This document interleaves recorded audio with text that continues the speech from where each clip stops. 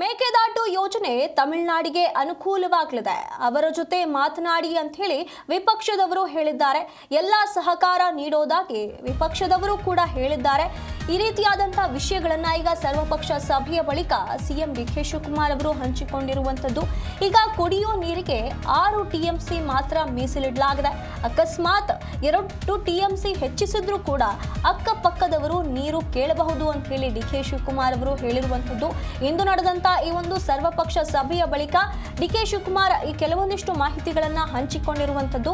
ಈ ಒಂದು ಮೇಕೆದಾಟು ವಿಚಾರವಾಗಿ ಏನೆಲ್ಲ ವಾದ ವಿವಾದಗಳು ನಡೀತಾ ಇವೆ, ಇದರ ಬಗ್ಗೆ ಮಾತನಾಡಿದ್ದಾರೆ. ಮೇಕೆದಾಟು ಯೋಜನೆ ತಮಿಳುನಾಡಿಗೂ ಕೂಡ ಅನುಕೂಲ ಆಗುತ್ತೆ, ಇದರ ಬಗ್ಗೆ ಅವರ ಜೊತೆ ಮಾತನಾಡಿ ಅಂತ ಹೇಳಿ ಈಗ ವಿಪಕ್ಷದವರು ಹೇಳಿರುವಂತದ್ದು.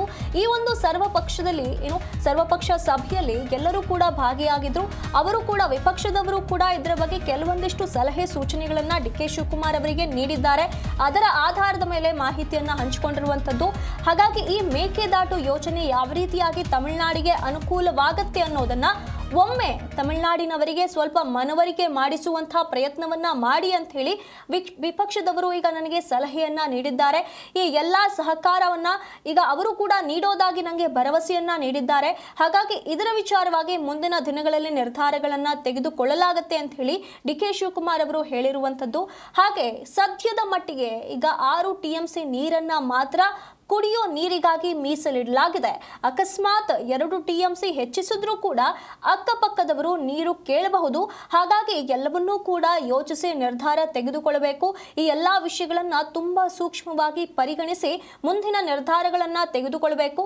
ಈಗಾಗಲೇ ಕಾವೇರಿ ನೀರಿಗಾಗಿ ತಮಿಳುನಾಡಿನಿಂದ ಯಾವ ರೀತಿಯಾದಂತಹ ಒತ್ತಡ ಬರ್ತಾ ಇದೆ ಅನ್ನೋದು ನಿಮಗೂ ಕೂಡ ಗೊತ್ತಿದೆ. ಇಂತಹ ಸಂದರ್ಭದಲ್ಲಿ ಯಾವುದೇ ನಿರ್ಧಾರಗಳನ್ನ ತೆಗೆದುಕೊಳ್ಳಬೇಕು ಅಂತಂದ್ರೂ ಕೂಡ ಅಕ್ಕಪಕ್ಕದವರ ಬಗ್ಗೆ ಯೋಚನೆ ಮಾಡಿ ನಿರ್ಧಾರಗಳನ್ನ ತೆಗೆದುಕೊಳ್ಳಬೇಕು. ಸದ್ಯದ ಮಟ್ಟಿಗೆ ಇಷ್ಟು ನೀರನ್ನ ಮೀಸಲಿಡಲಾಗಿದೆ. ಅಕಸ್ಮಾತ್ ಹೆಚ್ಚು ಕಡಿಮೆ ಆದ್ರೆ ಮತ್ತಷ್ಟು ಒತ್ತಡ ಹೆಚ್ಚಾಗುವಂತಹ ಸಾಧ್ಯತೆ ಇರೋ ಕಾರಣ ಈ ರೀತಿಯಾದಂತಹ ನಿರ್ಧಾರ ತೆಗೆದುಕೊಳ್ಳಲಾಗಿದೆ ಅಂತ ಹೇಳಿ ಡಿ.ಕೆ. ಶಿವಕುಮಾರ್ ಹೇಳಿದ್ದಾರೆ. ಯಾವ ರೀತಿ ಮಾರ್ಗದರ್ಶನ ಕೊಡಬೇಕು ಅವರು ಕೂಡ ನಾವು ರೈತರು ಕೊಡ್ತೇವೆ. ನಮ್ಮ ಹಿತ ರೈತ ಮಾಡಂತದ್ದು ಮಾರ್ಗದರ್ಶನ ಕೊಡಬೇಕಾದ್ದು ಆ ಕೆಲಸ ಕೂಡ ಬಹಳ ಮಾಡಿ. ಸೊ ಯಾವತ್ತೂ ಕೂಡ ನಮ್ಮ ರೈತರಿಗೆ ಲಾಸ್ ಆಗಬಾರ್ದು. ಆಮೇಲೆ ಡ್ಯಾಮಿನ ಪರಿಸ್ಥಿತಿ ನೋಡಿಕೊಂಡು ಮತ್ತು ಬರಗಾಲದಲ್ಲಿ ಏನು ನಾವು ಬೆಳೆಗಳನ್ನ ಯಾವ ಬೆಳೆ ಹಾಕ್ಬೇಕು ಅಂತೇಳಿ ನಮ್ಮ ಕೃಷಿ ಮತ್ತು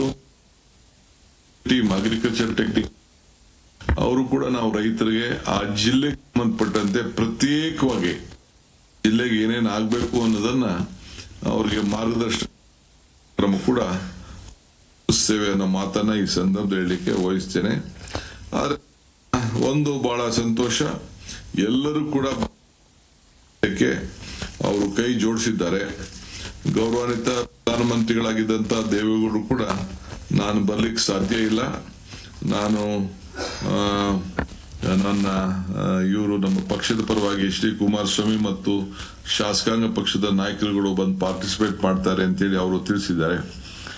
ಈ ಮಧ್ಯದಲ್ಲಿ ನಾನು ಜೋಸೆಫ್ ವಿಜಯ್ರವರು